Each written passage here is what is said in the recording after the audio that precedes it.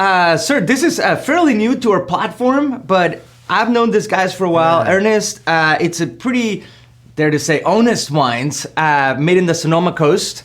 Had the pleasure of meeting Aaron Brooks, who owns this, along with Todd Catula, and they have this outstanding source of grapes, mostly Old Wente. Oh, really? California Chardonnay, far Sonoma coast, like you're talking close to the little ridge where the water meets the mountain. Mm-hmm. These were pretty delicious wines of consequence. Yeah, these are really fun wines. I think we discovered these last year. I know I brought one of the wines in, and I was really excited about it. I actually even wrote a little plain text. Some of you sometimes get a little plain text from me when I really feel strongly about a wine. And only when you do. Yes. Correct.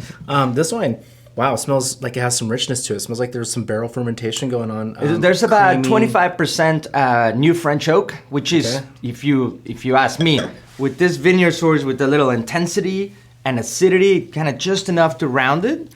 A little kiss of butterscotch and acacia. It's quite elegant on the palate. It's a little bit lighter, more lifted.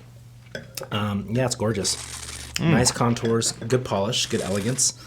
This is really kind of where wine access kind of comes in. These are smaller producers. They don't have this big national distribution chain. They're in the smaller restaurants like Birdsong and several other the really important restaurants over in San Francisco. And they're produced in small amounts. Tiny quantities. I remember really kind of having to claw and scrape for the allocation that I brought in last year.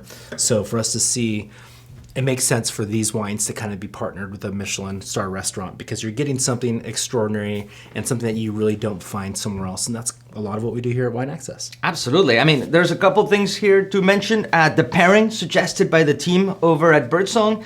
There's a Dungeness crab on the dish. That is to die for. A little grilled shell cream, they call it. Little brain fat crab embered yam. Just the Dungeness kind of like richness, amber elegance. Yam, that's pretty cool. Fatty component. I think this wine definitely embraces that, the richness. When the Dungeness crabs some finesse, are in season, nothing better than a wine like this, I think. Sounds delicious. Wow, pretty tasty. Wish I was there today. Yes, indeed.